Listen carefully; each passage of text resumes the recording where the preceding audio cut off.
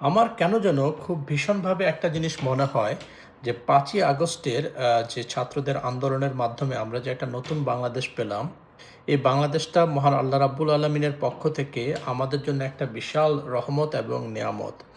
এবং আমার খুব দৃঢ়ভাবে বিশ্বাস হয় এটা আমাদের জন্য একেবারে একটা উপযুক্ত সময় পুরাতন সকল জঞ্জাট আবর্জনা এগুলোকে একবারে বাদ দিয়ে নতুন একটা বাংলাদেশ গঠন করা। এ ব্যাপারটা কেন বলছি, গত ৪ থেকে ৫ মাসে আমরা যে জিনিসটা দেখেছি, যেখানে আমাদের যে আন্দোলনটা হয়েছিল স্বৈরাচারী সরকারকে পতন করার জন্য, সেখানে বিভিন্ন ধর্ম, মত, রাজনীতি, বিভিন্ন শ্রেণী পেশার মানুষ থেকে শুরু করে একবারে শিশু পর্যন্ত অনেকেই অংশগ্রহণ করেছিল এবং আত্মাহুতি দিয়েছেন।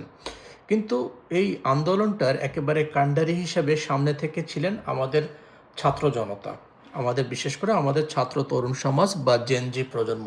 কিন্তু একটা জিনিস কি আপনারা খেয়াল করে দেখেছেন, তাদের এত বেশি স্যাক্রিফাইস, এত বেশি ত্যাগ, এত কিছু সত্ত্বেও ৫ই আগস্টে যখন স্বৈরাচারের পতন ঘটল, ঠিক তারপরে এই স্বৈরাচারের পতন ঘটার পর থেকেই বাংলাদেশের একটা বৃহৎ রাজনৈতিক দল বিএনপি তাদের যে নেতাকর্মীরা মাঠ পর্যায়ে গিয়ে একেবারে হাট বাজার সব কিছু দখল করা শুরু করেছে।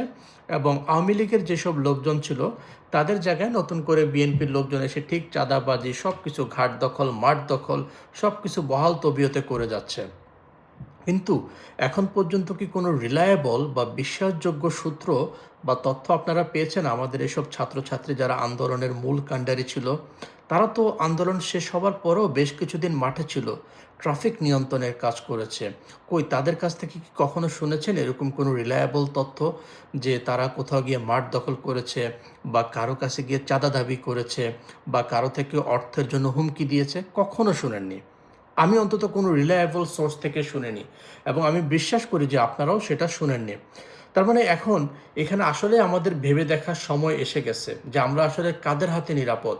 আমাদের এসব প্রাণপ্রিয় কোমল শিক্ষার্থী যারা তরুণ, যাদের হয়তো অভিজ্ঞতা কম কিন্তু যাদের মধ্যে দেশপ্রেম, দায়িত্ববোধের কোনো কমতি নেই, নাকি ওই সকল কুলাঙ্গারগুলো যারা শুধু নিজেদেরকে অভিজ্ঞ বয়স্ক মনে করে কিন্তু দেশপ্রেমের বালাই মাত্র নেই, শুধুমাত্র দেশকে লুটপাট করাটাই যাদের ইচ্ছা। দেখেন, অনেকে অভিজ্ঞতার কথা বলে যে দেশ স্বাধীন করা আর দেশ চালানো এক না।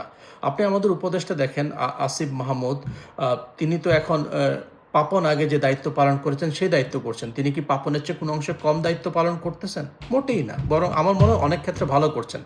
আমার দৃঢ়ভাবে বিশ্বাস হয় যে আমাদের এই দেশটাকে এখন তরুণ প্রজন্মের হাতে ছেড়ে দেওয়ার সময়। আমি আশা করি আমাদের সবাই তাদের পাশে দাঁড়াবো।